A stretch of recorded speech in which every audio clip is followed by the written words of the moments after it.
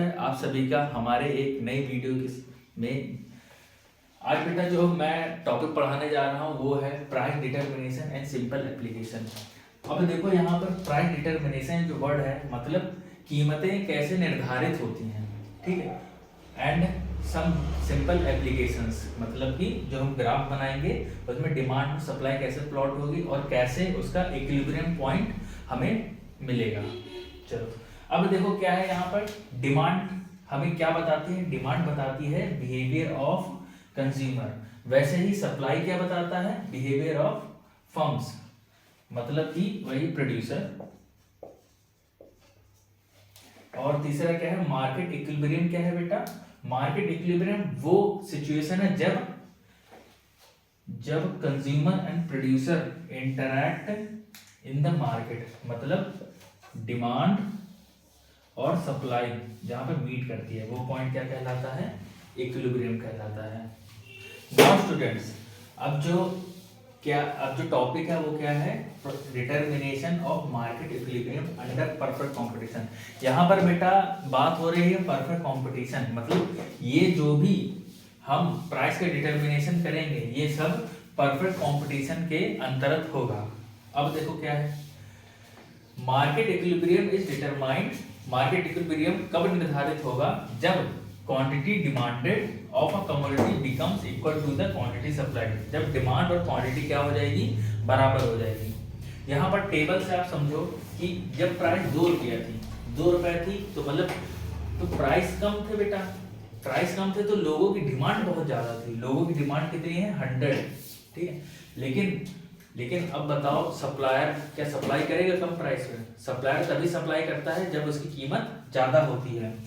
तो कम कीमत थी जिस वजह से सप्लायर कम सप्लाई कर रहा है, वहीं प्राइसेस बढ़े तो डिमांड कम हो गई, लेकिन सप्लायर क्या हुआ, मोटिवेट हुआ क्योंकि उसका प्रॉफिट मार्जिन बढ़ गया है, जब प्रॉफिट मार्जिन बढ़ा तो और सप्लाई करने लगा, ठीक। अब जब प्राइस 6 रुपया हुई तो देखो डिमांड 60 रुपए हो गई, अरे मतलब 60 की हो गई, 60 यूनिट्स की, लेकिन सप्लाई कितनी हुई, सप्लाई भी 60 हो गई। अब यहाँ पर देखो यहाँ पर डिमांड और सप्लाई क्या हो गया है, डिमांड और सप्लाई मीट हुई है मतलब बराबर हो गई है, वही पॉइंट क्या कहलाएगा बेटा, इक्विलिब्रियम कहलाएगा।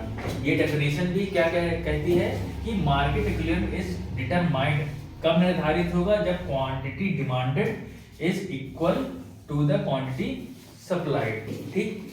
वही आप ग्राफ पर देखो, ग्राफ पर क्या है, ये बेटा डिमांड कर्व है, क्या है ये डिमांड कर्व और ये सप्लाई कर्व है, ठीक। ये सप्लाई कर्व है और ये डिमांड कर्व है, ये जहां पर मीट करता है, जहां पर ये मीट करता है वही क्या हो जाती है, प्राइस तय हो जाती है, वहीं पर क्या होता है, प्राइस तय हो जाती है। अब जो टॉपिक है ये एक्सेस डिमांड का, एक्सेस डिमांड में डेफिनेशन लिखी है, अब इसको समझो क्या है ये। When quantity demanded is more than quantity supplied at the prevailing market price, excess demand वो सिचुएशन है जब सप्लाई जितनी हम कर रहे हैं और लेकिन डिमांड उससे ज्यादा है, मतलब अगर हम सप्लाई 20 यूनिट की कर रहे हैं तो डिमांड कितने यूनिट की है, 100 यूनिट की डिमांड है, तो उसी को हम क्या बोलेंगे, एक्सेस डिमांड।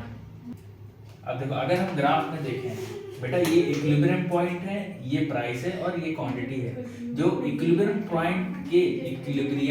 पॉइंट के नीचे वाला जो एरिया है वो क्या है, एक्सेस डिमांड है। अब उसी प्रकार से एक्सेस सप्लाई क्या है, एक्सेस सप्लाई वो सिचुएशन है जब quantity supply is more than the quantity demand, मतलब सप्लाई ज्यादा है as compare to demand, demand इतनी है लेकिन सप्लाई बहुत ज्यादा है।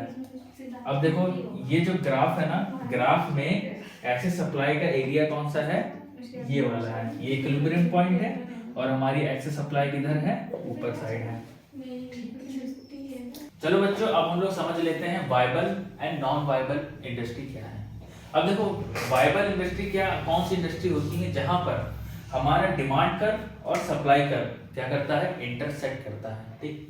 डेफिनेशन पढ़ते हैं, it refers to an industry for which supply curve and demand curve intersect each other at the positive axis, ठीक। ये क्या हो रहे हैं, डिमांड एंड सप्लाई यहाँ पर इंटरसेक्ट हो रहे हैं। वहीं पर बेटा नॉन वायबल इंडस्ट्री वो इंडस्ट्री है जहां पर demand and supply curve intersect नहीं होते हैं। मतलब क्या है बेटा, मतलब कि यहाँ पर प्रोड्यूसर वो सामान बनाता है जो बहुत एक्सपेंसिव होता है, जिस वजह से लोग उसकी डिमांड ही नहीं करते हैं।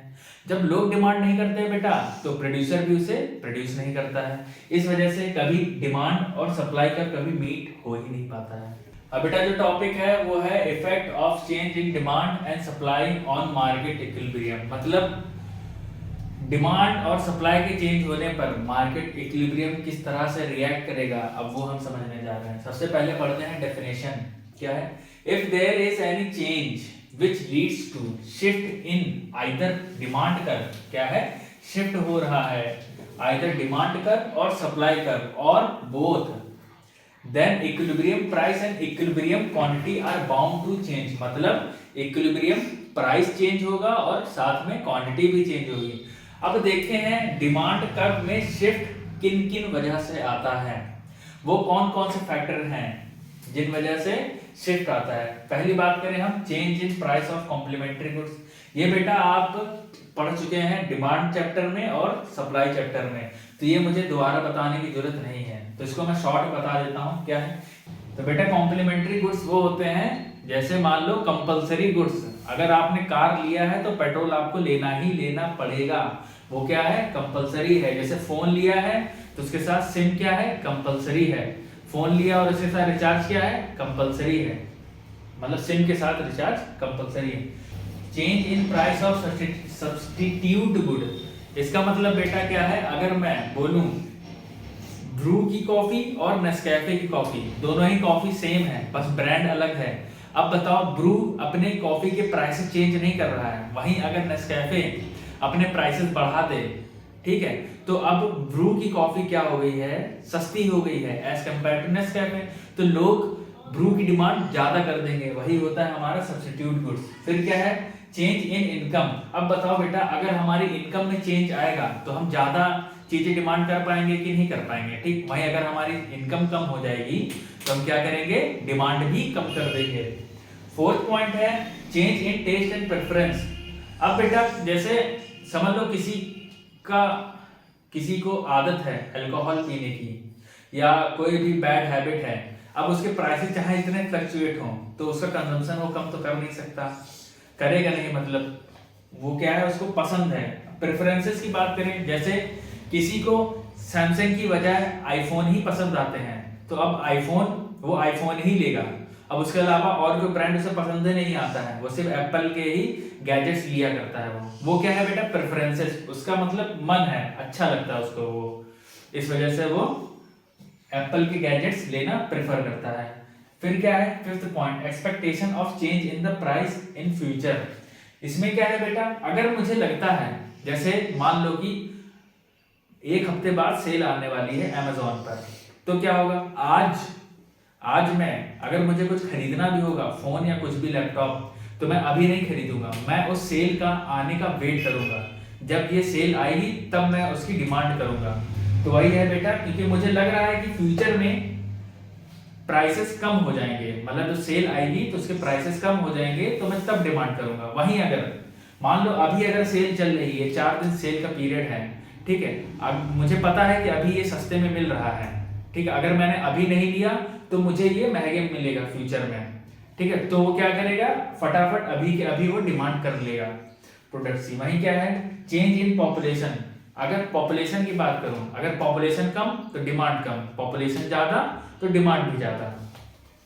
बेटा अभी इसके पहले जो हमने टॉपिक पढ़ा था वो क्या था, डिमांड कर्व में। अब हम क्या पढ़ने जा रहे हैं, सप्लाई कर्व, ठीक है। अब बेटा सप्लाई कर्व में शिफ्ट कब आता है, देखो किन किन रीजंस की वजह से सप्लाई कर्व में शिफ्ट आता है। सबसे पहला रीजन है change in price of factors of production. Factors of production क्या होते हैं बेटा, हमारा रॉ मटेरियल हो गया, रॉ मटेरियल मोटा मोटा मान लो कॉस्ट होता है, ठीक। फैक्टर्स ऑफ प्रोडक्शन क्या, कॉस्ट। अगर बेटा हमारी कॉस्ट कम हो गई तो क्या हो जाएगा कि प्रोड्यूसर का तो प्रॉफिट बढ़ गया ना, प्रॉफिट बढ़ने से वो सप्लाई ज्यादा करेगा। बेटा सेकंड पॉइंट हमारा change in price of other goods. Other goods की जैसे हम बात करें, जैसे हम गेहूं प्रोड्यूस करें या चावल प्रोड्यूस करें, जिसमें हमें प्रॉफिट ज्यादा होगा, मतलब चावल ज्यादा महंगे बिक रहा है, मतलब इसमें मुझे ज्यादा प्रॉफिट है, तो मैं क्या प्रोड्यूस करूंगा, चावल भी प्रोड्यूस करूंगा। Change in the state of technology में क्या है बेटा, जितनी अच्छी इंप्रूव्ड टेक्नोलॉजी होगी, अपग्रेडेड टेक्नोलॉजी होगी, उससे क्या होगा, काम फास्ट होगा, फ्लुएंटली होगा, सप्लाई क्या होगी, फटाफट होगी, तो इससे क्या होगा, हमारा प्रॉफिट बढ़ेगा, ठीक, ज्यादा सेल होने से। फिर क्या है, change in the taxation policy. Taxation policy मतलब वही बेटा कि सब्सिडी अगर देगी सर गवर्नमेंट, अगर गवर्नमेंट सब्सिडी देगी तो हम क्या करेंगे, ज्यादा प्रोड्यूस करेंगे। अगर वहीं जो हम जिस चीज का प्रोडक्शन कर रहे हैं अगर उसमें हैवी टैक्स इंपोज करेगी तो उसमें क्या होगा बेटा, हमें वो कम प्रॉफिट मिलेगा उसमें, क्योंकि हमें टैक्स ज्यादा देना पड़ रहा है, तो हमारी इनकम कम हो जाएगी, इस वजह से हम उसे कम प्रोड्यूस करेंगे। फिर क्या है, expectation of change in price in future. इसमें क्या है बेटा, अगर प्रोड्यूसर को लगता है फ्यूचर में, क्या लगता है, फ्यूचर में प्राइसेस बढ़ेंगी तो अभी सप्लाई वो कम कर देगा।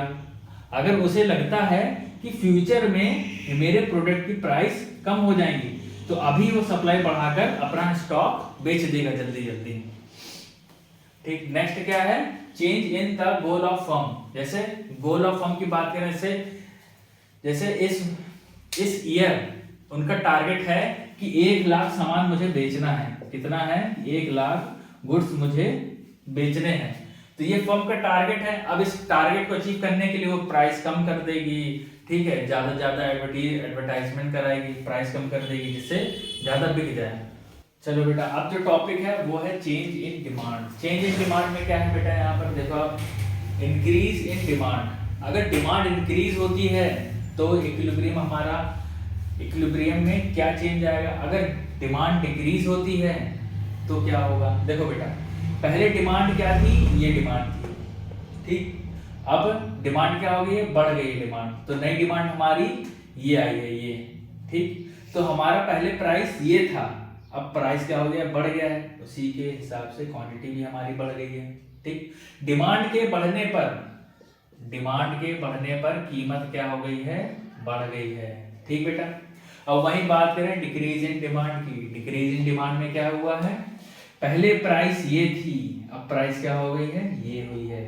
मतलब इसमें क्या है, पहले डिमांड ये थी, अब डिमांड ये हो गई है। तो पहले इक्विलिब्रियम पॉइंट ये था और अब इक्विलिब्रियम पॉइंट ये हो गया। मतलब क्या है, डिमांड कम हुई तो प्राइस भी कम हो गई, ठीक। तो पहले प्राइस ये थी, अब प्राइस क्या हो गई है, ये हो गई है, ठीक, क्लियर। बस इतना ही है, अगले टॉपिक खत्म हो गया। अब हम आते हैं नेक्स्ट टॉपिक पर, चेंज इन सप्लाई। बेटा क्या है, चेंज इन सप्लाई। इसमें क्या है, देखो, जब सप्लाई इंक्रीज होती है तब क्या होता है, पहले सप्लाई ये थी, अब सप्लाई क्या है, ये, सप्लाई क्या हुई है, इंक्रीज हुई है। पहले इक्विलिब्रियम पॉइंट ये था, सप्लाई इंक्रीज होने के बाद अब नया इक्विलिब्रियम पॉइंट क्या है, हमारा ये बना है। यहाँ पर देखो कि बेटा पहले प्राइसेस ये थे, अब क्या प्राइसेस हो गए हैं, डिक्रीज हो गए। क्या हो गए हैं, डिक्रीज हो गए हैं प्राइसेस। वहीं क्वांटिटी क्या हो गई है, इंक्रीज हो गई है। मतलब क्या समझे, सप्लाई ज्यादा, प्राइस कम, सप्लाई बढ़ेगी तो प्राइसेस कम हो जाएंगे। वहीं अब देखें, अगर डिक्रीज इन सप्लाई होता है, मतलब सप्लाई में गिरावट, तो अब क्या होगा। अब देखो बेटा, ये है पुरानी सप्लाई और ये है न्यू सप्लाई। S1 जो आप देख पा रहे हो, ये क्या है, न्यू सप्लाई। ये है पुराना इक्विलिब्रियम और ये है नया इक्विलिब्रियम। अब आप ध्यान से देखो, पहले पुरानी वाली प्राइस ये थी, अब प्राइस क्या है, ये है। यहाँ पर क्या हुआ है, सिंपल सा, सप्लाई कम तो प्राइसेस ज्यादा। क्लियर बेटा।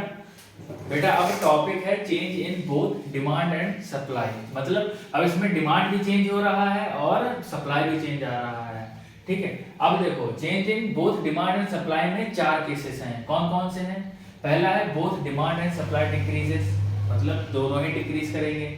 फिर क्या है, both demand and supply increases, दोनों ही डिमांड और सप्लाई क्या हो रही है, इंक्रीज हो रही है। थर्ड पॉइंट में क्या है, डिमांड डिक्रीज हो रही है और सप्लाई इंक्रीज हो रही है। फोर्थ केस में demand increases and supply decreases, ठीक। अब इसके बाद हम इसको पढ़ते हैं वन बाय वन थोड़ा डिटेल में। बेटा अब जो पहला पॉइंट है वो क्या है, both demand and supply decreases, मतलब डिमांड भी कम हो रही है और सप्लाई भी कम हो रही है। इसके बनेंगे बेटा 3 केसेस। पहले केसेस में क्या होगा, demand decrease in demand equal decrease in supply, मतलब डिमांड भी कम हो रही है और सप्लाई भी कम हो रही है, लेकिन दोनों इक्वली कम हो रहे हैं। जितना डिमांड कम हो रही है उतना ही सप्लाई भी कम हो रही है। अब देखो बेटा क्या है यहाँ पर, देखो पहले इक्विलिब्रियम पॉइंट ये था, ठीक, डिमांड कम हुई हमारी, ठीक, साथ ही साथ सप्लाई भी कम हुई, तो ये पहले इक्विलिब्रियम था, अब क्या नया इक्विलिब्रियम बन गया यहाँ पर। आप यहाँ पर देखोगे दोनों एक साथ कम हुई है, डिमांड कम हुई है और सप्लाई भी कम हुई है, तो प्राइस क्या है, अनचेंज है, ठीक, क्या है, अनचेंज है प्राइस, प्राइस में कोई चेंज नहीं होगा, बस क्या हो जाएगा, हमारी क्वांटिटी में कम आ जाए, कम हो जाएगी, क्या क्वांटिटी सप्लाई क्या हो जाएगी, कम हो जाएगी बस। अब केस 2 क्या है, decrease in demand is greater than decrease in supply, मतलब डिमांड में गिरावट ज्यादा आई है लेकिन सप्लाई में कम गिरावट आई है, तो इसमें क्या होगा बेटा, ये देखो हमारी जो डिमांड है D से D1 कितनी ज्यादा चेंज हुई है लेकिन सप्लाई हमारी कम चेंज हुई है, ठीक, तो उसमें क्या हुआ बेटा, हमारा प्राइस पहले ये था, अब प्राइस क्या हो गया है, कम हो गया है, इसमें क्या होगा, प्राइस हमारा कम हो जाएगा, क्या हो जाएगा, प्राइस कम हो जाएगा। अब थर्ड केस की बात करते हैं, इसमें क्या है, डिक्रीज इन डिमांड, डिमांड में कम गिरावट आई है, वहीं सप्लाई में गिरावट काफी आई है, तो इसमें क्या होगा बेटा, सप्लाई कम हो गई तो इसमें क्या होगा, हमारी प्राइस बढ़ गई है, क्या हो गई है, हमारी प्राइस बढ़ गई है, ठीक। अब यहाँ पर आप ध्यान से देखोगे, पहले प्राइस ये थी, पहले प्राइस ये थी ओल्ड प्राइस, अब क्या प्राइस हो गई है, ये हो गई है, ठीक, ठीक है। हमारी डिमांड देखोगे बेटा थोड़ी सी कम हुई है, ठीक है, लेकिन सप्लाई काफी कम हो गई है, ठीक बेटा, ठीक है, तो इसमें क्या होगा, हमारे प्राइसेस बढ़ जाएंगे, ठीक। अब हम बात करते हैं नेक्स्ट पॉइंट की, जिसमें क्या होगा, both demand and supply increase कर रहे होंगे, इसमें क्या है, बोथ डिमांड एंड सप्लाई यहाँ पर क्या हो रहे हैं, इंक्रीज हो रहे हैं, क्या हो रहे हैं, यहाँ पर इंक्रीज हो रहे हैं, पिछले वाले में क्या था, डिक्रीज हो रहे हैं, इसमें क्या है, इंक्रीज हो रहे हैं। इसके बनेंगे बेटा 3 केस, कितने केस बनेंगे, 3 केस। केस 1 क्या कहता है, जब डिमांड भी इंक्रीज हो रही है, क्या हो रही है, डिमांड भी इंक्रीज हो रही है और सप्लाई भी इंक्रीज हो रही है। अब देखो जो इनका इंक्रीज है वो क्या है, इक्वल है, अगर डिमांड 20 से बढ़ेगी तो सप्लाई भी 20 से बढ़ेगी, तो इसमें क्या है, प्राइस हमारा अनचेंज है, क्या है, इसमें प्राइस हमारा अनचेंज है, चेंज किस में आ रहा है, सिर्फ क्वांटिटी में, पहले क्वांटिटी इतनी थी, अब क्वांटिटी शिफ्ट होके इतनी हो गई है, ठीक। अब नेक्स्ट केस क्या है, इसमें क्या है, increase in demand is greater, मतलब डिमांड ज्यादा से चेंज हो रही है, क्या ज्यादा से चेंज हो रही है, और जो हमारी सप्लाई है वो थोड़ी सी चेंज हो रही है, ठीक। डिमांड ज्यादा बढ़ रही है लेकिन सप्लाई थोड़ी सी बढ़ रही है, तो इससे क्या होगा, हमारा प्राइस इंक्रीज कर जाएगा, क्या होगा, हमारा प्राइस बढ़ जाएगा, देखो प्राइस में चेंज आया, ठीक। पहले इक्विलिब्रियम हमारा ये था, अब नया इक्विलिब्रियम क्या है, ये है, ठीक बेटा। अब केस 3 की बात करते हैं, अब बेटा केस 3 की बात करते हैं, इसमें क्या है, increase in demand is less than increase in supply, मतलब कि डिमांड में चेंज कम आ रहा है, मतलब जरा सा बढ़ी है डिमांड, ठीक, लेकिन सप्लाई वहीं पर बहुत बढ़ गई है, क्या हो गई है, बहुत बढ़ गई है, तो बेटा इसमें प्राइसेस में क्या चेंज आएगा, प्राइस हमारी कम हो जाएगी, क्या हो जाएगी, कम हो जाएगी। पहले हमारा इक्विलिब्रियम ये था, अब नया इक्विलिब्रियम कहाँ बना है, ये बना है, ठीक बेटा, प्राइसेस हमारे ड्रॉप हो गए हैं, ठीक। अब हम बढ़ते हैं हमारा नेक्स्ट पॉइंट के ऊपर। अब बेटा जो थर्ड पॉइंट है वो क्या है, डिमांड डिक्रीजेस, क्या हो रही है, डिमांड कम हो रही है और सप्लाई क्या हो रही है, बढ़ रही है। इसके भी 3 केसेस हैं, क्या क्या है, देखो बेटा, डिक्रीज इन डिमांड, मतलब ये देखो डिमांड क्या हो रही है, कम हो रही है, और सप्लाई क्या हो रही है, इंक्रीज हो रही है, ठीक। जितने से डिमांड कम हो रही है उतने से ही सप्लाई बढ़ रही है, तो इसका इफेक्ट क्या पड़ेगा, पहले हमारा बेटा इक्विलिब्रियम था ये, अब नया इक्विलिब्रियम क्या बना है, ये, इसमें सिर्फ हमारा प्राइस ड्रॉप हुआ है, क्या हुआ है, प्राइस हमारे कम हो गए हैं, लेकिन जो क्वांटिटी है, क्वांटिटी सेम है जैसा पहले थी। नेक्स्ट केस क्या है, डिक्रीज इन डिमांड, मतलब डिमांड कम हो रही है और इंक्रीज इन सप्लाई, सप्लाई बढ़ रही है, लेकिन डिक्रीज इन डिमांड क्या है, ज्यादा है, डिमांड में ज्यादा चेंज आ रहा है, मतलब ज्यादा से घट रही है, वहीं सप्लाई जरा सा बढ़ रही है, ठीक। तो इसका इफेक्ट क्या पड़ेगा बेटा, इसका इफेक्ट पड़ेगा कि प्राइसेस कम हो जाएंगे, हमारी प्राइसेस कम हो जाएंगे। क्या होगा, पहले इक्विलिब्रियम पॉइंट बेटा ये था, अब इक्विलिब्रियम पॉइंट ये हो गया है। अब इसमें क्या हुआ है कि पहले प्राइस ये थी, अब प्राइस ये हो गई है। प्राइस क्या हो गई है, कम हो गई है। डिमांड के घटने से डिमांड ज्यादा घटी है और सप्लाई जरा सी बढ़ी है। इसका इफेक्ट क्या पड़ा है, डिक्रीज इन प्राइस, प्राइस कम हो चुकी है। अब बात करते हैं थर्ड केस की। थर्ड केस क्या है, डिक्रीज इन डिमांड क्या है, कम है, लेकिन इंक्रीज इन सप्लाई ज्यादा है। देखो डिमांड जरा सा डिक्रीज हुई है लेकिन सप्लाई ज्यादा इंक्रीज हुई है। इसका इफेक्ट क्या पड़ेगा, इसका इफेक्ट भी बेटा क्या होगा कि हमारा जो प्राइस है वो ये था, अब क्या हो जाएगा, ये हो जाएगा। ठीक, प्राइस हमारा ड्रॉप हो गया है। ठीक, इसमें क्या होगा, प्राइस हमारा कम हो गया है। ठीक, पहले बेटा इक्विलिब्रियम पॉइंट ये था, अब नया इक्विलिब्रियम पॉइंट क्या है, ये है। क्वांटिटी देखोगे, क्वांटिटी भी बढ़ी है। ठीक, यहाँ पर देखोगे यहाँ भी क्वांटिटी बढ़ी है लेकिन यहाँ पर नहीं बढ़ी है। ओके बेटा, अब इसके बाद जो है फोर्थ पॉइंट है वो हमारा लास्ट पॉइंट है। अब बेटा लास्ट पॉइंट है, फोर्थ पॉइंट क्या है, डिमांड इंक्रीज हो रही है और सप्लाई डिक्रीज हो रही है। ठीक, अब देखो जब बराबर मतलब जितना डिमांड इंक्रीज कर रही है सेम अमाउंट से सप्लाई भी हमारी डिक्रीज कर रही है। ये देखो डिमांड उतनी ही इंक्रीज कर रही है और सप्लाई उतनी ही कम हो रही है, तो प्राइस क्या हो जाएगी हमारी बेटा, प्राइस हमारी बढ़ जाएगी। ठीक, वहीं अगर आप देखोगे कि क्वांटिटी जो है हमारी, क्वांटिटी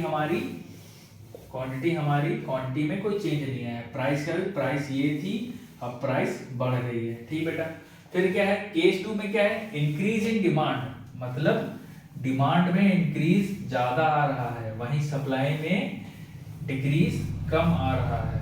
ठीक, तब क्या होगा, अब देखो पहले ये डिमांड थी, ठीक, डिमांड में इंक्रीज काफी ज्यादा आया, वही बेटा सप्लाई में जरा सा डिक्रीज आया है। डिमांड में ज्यादा इंक्रीज आया है, ठीक, सप्लाई हमारी कम डिक्रीज हुई है, जिस वजह से क्या हुआ है, ये हमारा जो प्राइस था, प्राइस अब बढ़ चुका है। प्राइस क्या हुआ है, बढ़ गया है। और जो हमारा पुराना इक्विलिब्रियम ये था, अब न्यू इक्विलिब्रियम क्या हो गया है, ये हो चुका है। ठीक, अब बात करें हम थर्ड केस की, इसमें क्या हुआ है, इंक्रीज इन डिमांड क्या है, डिमांड जरा सा इंक्रीज हुई है, वहीं सप्लाई बहुत डिक्रीज हुई है। इसमें क्या होगा बेटा, पहले प्राइस हमारा ये था, अब प्राइस क्या हो जाएगा, प्राइस हमारा बढ़ जाएगा। क्या हो जाएगा, बढ़ जाएगा, हमारा प्राइस यहाँ पे बढ़ गया है। ठीक, पुराना इक्विलिब्रियम हमारा ये था, अब न्यू इक्विलिब्रियम क्या है, ये हो चुका है। ठीक है, और क्वांटिटी भी हमारी, इसमें क्वांटिटी क्या हुई है, डिक्रीज हुई है। ठीक बेटा, वहीं यहाँ पर क्वांटिटी क्या हुई है, इंक्रीज हुई है। ठीक, अब ये वाला टॉपिक समाप्त हो चुका है, अब बढ़ते हैं नेक्स्ट टॉपिक के ऊपर। तो बेटा अब हम बात कर लेते हैं कुछ स्पेशल केसेस की। ये स्पेशल केसेस कितने हैं, 4 स्पेशल केसेस हैं। पहला स्पेशल केस क्या कहता है, चेंज इन डिमांड, मतलब डिमांड में क्या चेंज आएगा जब सप्लाई क्या है, परफेक्टली इलास्टिक। ठीक, दूसरा क्या है, change in supply when demand is perfectly elastic. तीसरा क्या है, change in demand when supply is perfectly inelastic. और लास्ट है हमारा बेटा change in supply when demand is perfectly inelastic. चलो अब सबसे पहला वाला पॉइंट है उसको हम पढ़ते हैं। चलो बेटा अब स्पेशल केस नंबर 1 की बात करते हैं। क्या है, change in demand when supply is perfectly elastic. Perfectly elastic में क्या होता है बेटा, इसमें प्राइस क्या होते हैं,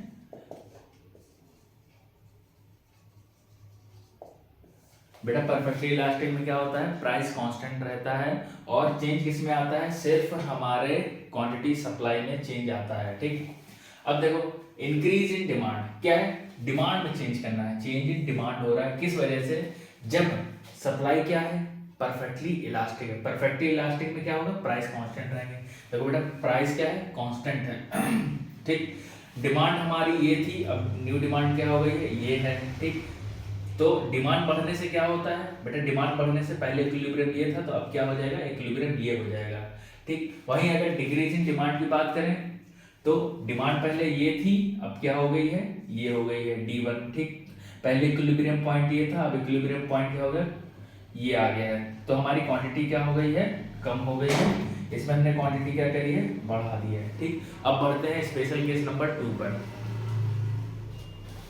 अब बेटा जो सेकंड केस है वो क्या है, change in supply when demand is perfectly elastic. अब बेटा परफेक्टली इलास्टिक में क्या होता है, परफेक्टली इलास्टिक में प्राइसेस क्या होते हैं, प्राइसेस कांस्टेंट होते हैं। ठीक, सेम सप्लाई वाले जो इससे पहले वाले में बताया था, सेम इसमें भी होता है, प्राइसेस में कांस्टेंट रहते हैं। देखो प्राइस इसमें भी कांस्टेंट, इसमें भी कांस्टेंट। इंक्रीज इन सप्लाई, पिछले पॉइंट में हमने बताया था डिमांड को इंक्रीज करा था, अब हम किसको कर रहे हैं, सप्लाई को इंक्रीज कर रहे हैं। देखो प्राइसेस कांस्टेंट है, सप्लाई बढ़ाई तो क्या हुआ है, क्वांटिटी सप्लाई बढ़ गया है, क्वांटिटी क्या है, बढ़ गई है। वहीं यहाँ पर क्वांटिटी क्या है, कम हो गई है। पहले इक्विलिब्रियम पॉइंट ये था, अब क्या हो गई है, हो गया है इक्विलिब्रियम पॉइंट ये हो गया है। ठीक ठीक, इसमें देखो सप्लाई ये थी, अब सप्लाई कम हो गई है तो इक्विलिब्रियम पॉइंट भी हमारा शिफ्ट हो गया, इधर आ गया है। पहले इक्विलिब्रियम पॉइंट ये था, अब ये हो गया है। ठीक, इसमें क्या हो गया, क्वांटिटी भी कम हो गई है। चलो बेटा अब हम बात करने जा रहे हैं पॉइंट नंबर 3 की। पॉइंट नंबर 3 क्या है, चेंज इन डिमांड। किसमें चेंज आ रहा है, डिमांड में चेंज आ रहा है। ठीक, when supply is perfectly inelastic. Inelastic में क्या होता है बेटा, देखो बेटा इनइलास्टिक में क्वांटिटी चेंज नहीं होती है लेकिन प्राइसेस में चेंज आता है। ठीक, प्राइसेस चेंज होते हैं लेकिन क्वांटिटी चेंज नहीं होती है।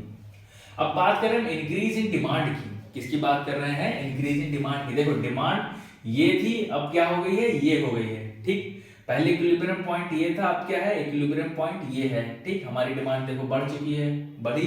ठीक, जिस वजह से क्या हुआ, हमारी प्राइसेस क्या हुई हैं, इंक्रीज हो गई हैं। प्राइसेस क्या हुए हैं, इंक्रीज हुए हैं। जैसा कि हम बात कर रहे हैं परफेक्टली इनइलास्टिक, परफेक्टली इनइलास्टिक में क्या होता है बेटा कि क्वांटिटी हमारी चेंज नहीं होती है। ठीक, अब बात करते हैं डिक्रीज इन डिमांड। अब देखो डिमांड देखो डिक्रीज हुई है ना। ठीक, डिमांड डिक्रीज हुई है तो हमारी प्राइसेस में क्या आया है, फॉल आया है, प्राइसेस हमारे कम हो गए हैं। ठीक, डिमांड के कम होने से प्राइसेस हमारे गिर गए हैं। ठीक, अब बेटा हम बढ़ते हैं पॉइंट नंबर 4 की ओर। बेटा 4 पॉइंट क्या है, चेंज इन सप्लाई। क्या है, change in supply when demand is perfectly inelastic. Inelastic में आपको पता है बेटा इसमें सिर्फ प्राइसेस चेंज होती हैं और क्वांटिटी में चेंज नहीं आता है। अब बात कर लेते हैं इंक्रीज इन सप्लाई। अगर हम इस सप्लाई को इंक्रीज कर दें, क्या कर दें, सप्लाई को इंक्रीज कर दें तो क्या होगा। अब देखो बेटा जब हमने सप्लाई इंक्रीज करी, ठीक, सप्लाई देखो पहले सप्लाई ये थी, अब सप्लाई क्या हो गई है, ये हो गई है। ठीक, पहले इक्विलिब्रियम पॉइंट ये था, अब इक्विलिब्रियम पॉइंट क्या हो गया है, ये बन गया है। तो इस वजह से क्या हुआ, हमारी प्राइसेस ड्रॉप हो गई हैं। ठीक, ये समझ आ गया।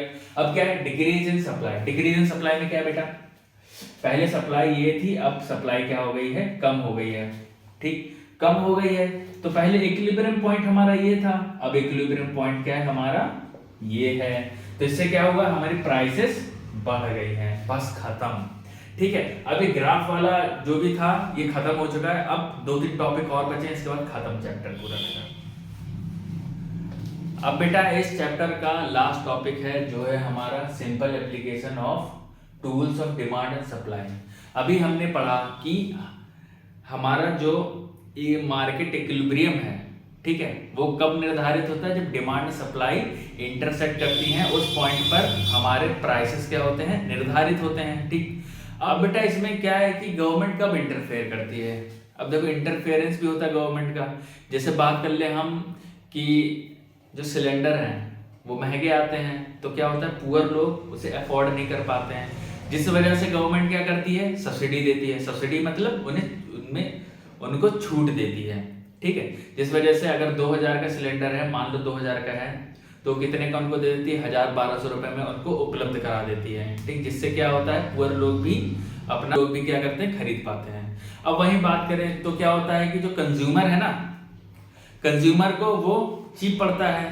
ठीक है, क्योंकि भाई सिलेंडर के प्राइसेस काफी ज्यादा है, जिस वजह से सरकार उसे सस्ता करके दे देती है।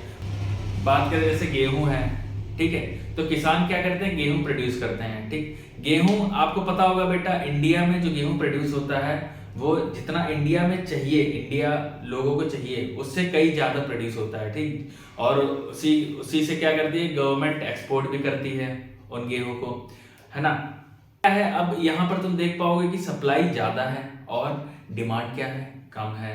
जिस वजह से क्या होता है प्राइसेस काफी कम होते हैं। ठीक, तो गवर्नमेंट क्या करती है कि प्रोड्यूसर को, जो किसान है, किसान लोग को सही रेट मिल जाए, उस वजह से वो प्राइस फ्लोर सेट करती है, मतलब इससे नीचे नहीं, मतलब 20 रुपया केजी आपको हम कम से कम इतना दे देंगे। ठीक है, तो क्या होता है इससे प्रोड्यूसर भी मोटिवेट होता है, हाँ भाई मुझे भी सही रेट मिल गया। तो यही बेटा कंसेप्ट है। अब हम आगे बढ़ते हैं और पढ़ते हैं क्या है प्राइस सीलिंग क्या होती है और प्राइस फ्लोर क्या होता है। ठीक है बेटा,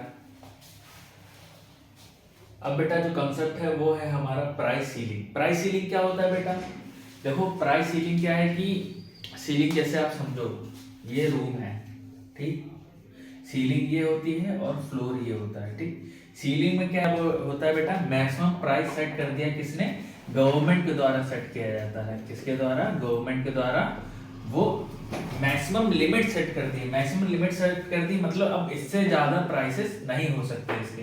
अब ये बेटा क्यों होता है, ये बेटा होता है इसलिए जो कॉमन पीपल है, कॉमन पीपल के लिए वो चीज क्या हो जाती है, महंगी महंगी पड़ती है, जिस वजह से गवर्नमेंट क्या कर देती है कि ये 100 रुपए का, 100 रुपए से ज्यादा अब ये महंगा नहीं हो सकता है। ठीक, जिस वजह से क्या होता है कि जो कॉमन पीपल होते हैं वो भी इसे अफोर्ड कर सकते हैं। चलो अब बात करते हैं इसकी डेफिनेशन पर। डेफिनेशन क्या है, price ceiling refers to fixing the maximum price.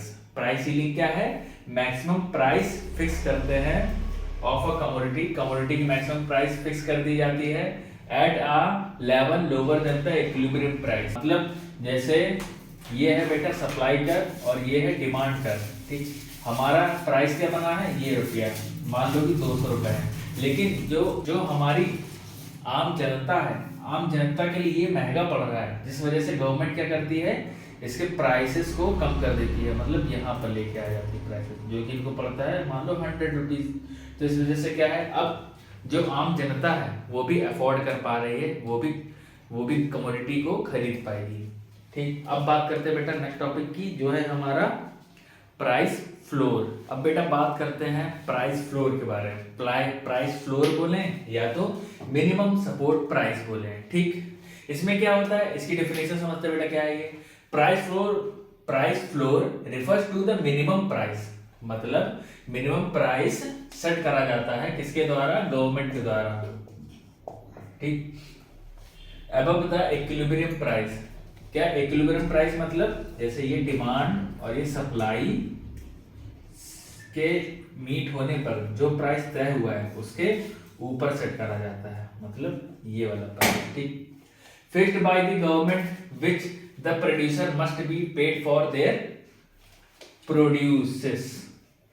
ठीक, जो भी उसने उत्पादन किया है उसको उसका सही रेट मिल जाए। ये कहां पर हमें देखने को मिलता है बेटा, ज्यादातर गवर्नमेंट एग्री, जो हमारे किसान होते हैं, फार्मर्स को सपोर्ट करने के लिए, फार्मर्स को सपोर्ट करने के लिए जो गवर्नमेंट उनको क्या करती है, मिनिमम सपोर्ट प्राइस देती है, वही क्या है बेटा हमारा प्राइस फ्लोर। ठीक है, उनको देखो कैसे हेल्प करती है, जैसे गेहूं है, अगर हम उसका डिमांड में सप्लाई करें, देखो इंडिया में जितना गेहूं प्रोड्यूस होता है वो काफी ज्यादा है, और जो हमारी जनता है जितना एक्चुअल में है चाहिए, डिमांड क्या है कम है, लेकिन सप्लाई काफी ज्यादा है, जिस वजह से जो प्राइस है बेटा हमारा वो बहुत लो आ जाता है, बहुत लो हो जाता है। ये जैसे एक और एग्जांपल, जैसे लेबर्स की बात करें हम, है ना, गवर्नमेंट ने क्या कर रखा है, मिनिमम वेज रेट सेट कर रखा है, जो कि है आई थिंक 400 या 450 रुपए के आसपास। ठीक है, ये क्यों किया है, क्योंकि भाई